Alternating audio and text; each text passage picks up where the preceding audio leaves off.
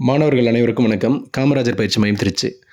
அதாவது இன்று தமிழ்நாடு சீருடை பணியாளர் தேர்வு குழுமத்தில் 2ஆம் நிலை காவலர் கிரேட் 2 போலீஸ் கான்ஸ்டபிளுக்கான நோட்டிஃபிகேஷன் கொடுத்துருந்தாங்க. காலி பணியிடங்களுக்கான அறிவிப்பு 3644 காலி பணியிடங்களுக்கான அறிவிப்பு கொடுத்துருந்தாங்க.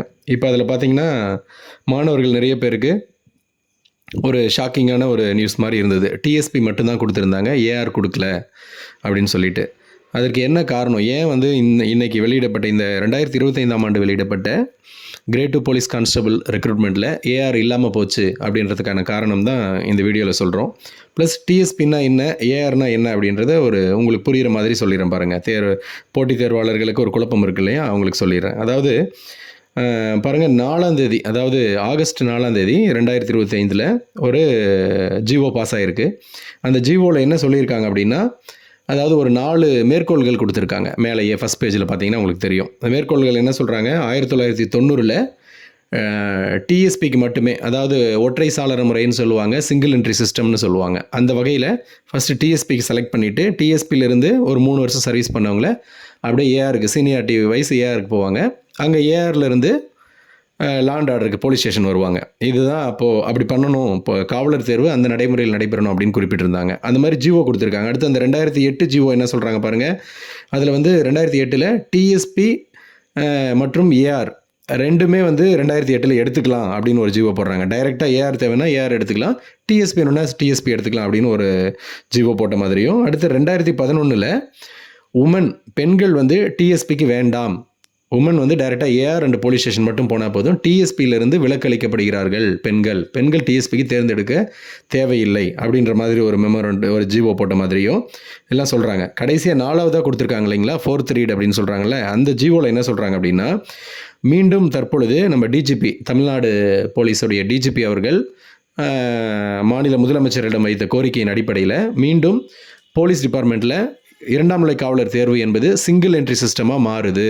அதாவது ஒற்றை சாளர முறையை பின்பற்றுறாங்க அப்படின்னு சொல்கிறாங்க. அதாவது எப்படின்னா டிஎஸ்பி, ஏஆர், அப்புறமா போலீஸ் ஸ்டேஷன் போகிற மாதிரி இந்த முறை பின்பற்றப்படும் அப்படின்னு சொல்லிட்டு ஒரு இது போட்டிருக்காங்க. அதன் அடிப்படையில் தான் ஒரு ஜிஓ போட்டதுனால அதன் அடிப்படையில் தான் இன்று வெளியிடப்பட்ட 2ஆம் நிலை காவலர் நோட்டிஃபிகேஷனில் உங்களுக்கு டிஎஸ்பிக்கு மட்டும்தான் இருக்கும். 2ஆம் நிலை காவலருக்கு, 2ஆம் நிலை காவலர் டிஎஸ்பிக்கு வேக்கன்ட் இருக்கும், ஃபயர்மேனுக்கு இருக்கும், ஜெயில் வார்டனுக்கு இருக்கும். ஏஆருக்கு வேகன்சி இருக்காது. உமன் மென் 2 பேருக்குமே இருக்காது. அதற்கான காரணம் இந்த ஜிஓ தான். இது பாஸ் பண்ணியிருக்காங்க. இனிமேல் வரக்கூடிய ஆண்டுகளில் இனி வரக்கூடிய அனைத்து ரெக்ரூட்மெண்ட்டுகளும் இந்த மாதிரியே தான் நடைபெறும். சிங்கிள் என்ட்ரி சிஸ்டத்தில் டிஎஸ்பி, ஏஆர் அங்கேருந்து போகிற மாதிரி. இப்போ இந்த டிஎஸ்பி அப்படின்னா என்ன, ஏஆர்னா என்ன அப்படின்றதுல உங்களுக்கு குழப்பம் இருக்குன்னா, டிஎஸ்பினா தமிழ்நாடு ஸ்பெஷல் போலீஸ் சொல்லுவாங்க, தமிழ்நாடு சிறப்பு காவல் படைன்னு சொல்லுவாங்க. இதுக்கு முன்னால், அதாவது 2008க்கு முன்னால் எப்போவுமே பார்த்தீங்கன்னா போலீஸ்னாவே டைரெக்டாக 2ஆம் நிலை காவலருக்கு கால்ஃபர் கொடுப்பாங்க, போய் அட்டன் பண்ணுவீங்க, போலீஸாக செலக்ட் ஆவீங்க, நேராக போயிட்டு உங்களோட அடிப்படை பயிற்சி எடுப்பீங்க. பிஆர்எஸ் அல்லது பிடிஎஸ்ன்னு சொல்லக்கூடிய போலீஸ் ட்ரைனிங் ஸ்கூலு ட்ரைனிங் பண்ண போகிறீங்க. ட்ரைனிங் முடிச்ச உடனே பட்டாலியனில் போடுவாங்க. இந்த பட்டாலியன் அப்படின்றது என்னென்னா, சுமார் ஒரு 1000 போலீஸ், மிக குறைந்தபட்சம் தமிழ்நாடு முழுவதும் ஒரு 16 பட்டாலியன் இருக்குது. அணின்னு சொல்லுவாங்க அது பேரை. அந்த 16 பட்டாலியனில் இப்போ திருச்சி, சென்னை, மதுரை, கோவை இந்த மாதிரி இடங்கள்ல அங்கங்கே இருக்குது. அந்த இடங்களில் சுமார் ஒரு 1000 போலீஸு ஒரு 7-8 பிரிவுகளாக பிரிக்கப்பட்டிருக்கும். அங்கே ஒரு கம்பெனி அப்படின்னு சொல்லுவாங்க. ஒரு கம்பெனிக்கு ஒரு 130-140 காவலர்கள் அப்படின்ற மாதிரி பிரித்து வச்சுருப்பாங்க. ஒரு டீம்னு வச்சுக்கோங்களேன், உங்களுக்கு புரிகிற மாதிரி சொல்லணும்னா பிரித்து வச்சுருப்பாங்க. அவங்க எப்பவுமே ரிசர்வில் இருப்பாங்க. ஏதாவது எமர்ஜென்சி டியூட்டி ஏற்படும் போதும் மற்றும் பிரதானமாக பாதுகாவல் பணிகள் எல்லாம் பயன்படுத்தப்படுவாங்க. எங்கெல்லாம் பாதுகாவல் பணி தேவைப்படுது அந்த மாதிரி இடங்களுக்கெல்லாம் இந்த போலீஸ் எடுத்து யூஸ் பண்ணுவாங்க. இதற்காக பயன்பாட்டில் இருக்கக்கூடியதான் இந்த டிஎஸ்பி நம்ம தமிழ்நாடு முழுவதும் கிட்டத்தட்ட மொத்தமாக தமிழ்நாடு காவல்துறையில் இப்போதைக்கு 16 பட்டாலியன் இருக்குது. இவ்வளோ தான் டிஎஸ்பியோட. அது நேச்சர் ஆஃப் டியூட்டி அதெல்லாம் நமக்கு உள்ளே போய் பார்க்க தேவையில்லை. என்ன டிஎஸ்பின்னா மேலோட்டமாக தெரிஞ்சுக்கணும். எப்போவுமே காவலர்கள் அங்கே இருப்பாங்க. அந்த காவலர்கள் தேவை ஏற்படும் போது போலீஸ் ஸ்டேஷனுக்கோ அல்லது வெளியே பாதுகாவல் பணிக்கோ பயன்படுத்தப்படுவார்கள் அப்படின்றதுக்காக வச்சுருக்கக்கூடிய காவலர்கள். வேறு ஒன்றும் இல்லை, அவங்க இனிஷியல் ஆரம்ப நிலையில் தேர்ந்தெடுக்கக்கூடிய காவலர்கள் டிஎஸ்பியில் இருப்பாங்க, தமிழ்நாடு சிறப்பு காவல் படையில் இருப்பாங்க. அடுத்து ஏஆர் அப்படின்னு சொன்னால் மாவட்ட அளவில் இருக்கக்கூடியது. டிஎஸ்பியில் யாரெல்லாம் 3 வருஷம் பணி புரிஞ்சிட்டாங்களோ அதன் பிறகு அவங்க ஏஆருக்கு போவாங்க. இப்போ டிஎஸ்பியில் இருக்கிறவங்க ஏஆருக்கு வருவாங்க. அப்போ ஏஆரில் வேக்கன்சி விழும்ல, ஏஆர்னா ஆர்ம்டு ரிசர்வ், மாவட்ட ஆயுத படை அப்படின்னு சொல்லுவாங்க, ஆயுத காவல் படைன்னு சொல்லுவாங்க. இப்போ ஒவ்வொரு மாவட்டத்துக்கும் தமிழ்நாடு முழுவதும் இருக்கக்கூடிய மாவட்டங்களில் ஒவ்வொரு மாவட்டத்திலையும் ஆயுதப்படை இருக்கும். அதில் ஒரு அதே மாதிரி தான் ஒரு 600-700 போலீஸ் மாதிரி வச்சுருப்பாங்க. அவங்களுக்கும் நேச்சர் ஆஃப் டியூட்டி தனியாக இருக்குது.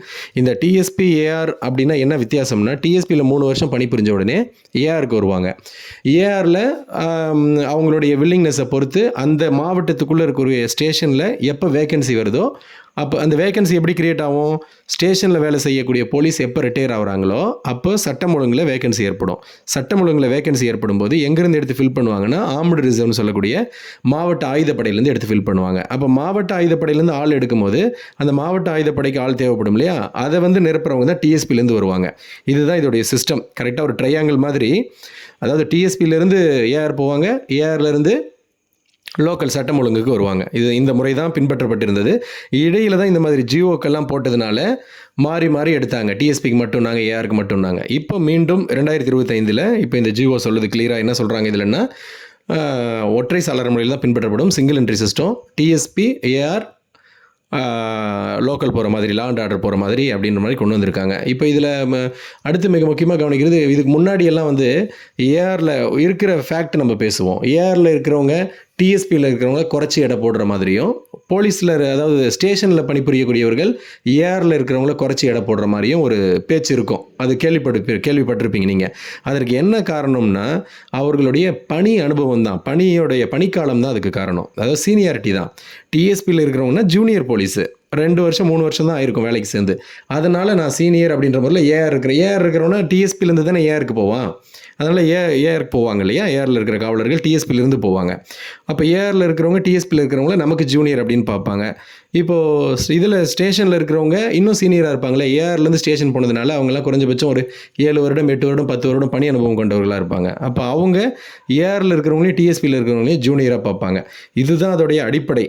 இதில் டிஎஸ்பின்னா ரொம்ப குறைச்சல், ஏஆர்னா குறைச்சல், லா அண்ட் ஆர்டர் தான் கிரேட் 1 அப்படின்றதெல்லாம் கிடையாது. சர்வீஸின் அடிப்படையில் அது அந்த மாதிரியான ஒரு சின்ன ஒரு சீனியாரிட்டி மெயின்டைன் ஆகுது. இதுதான் காரணம்.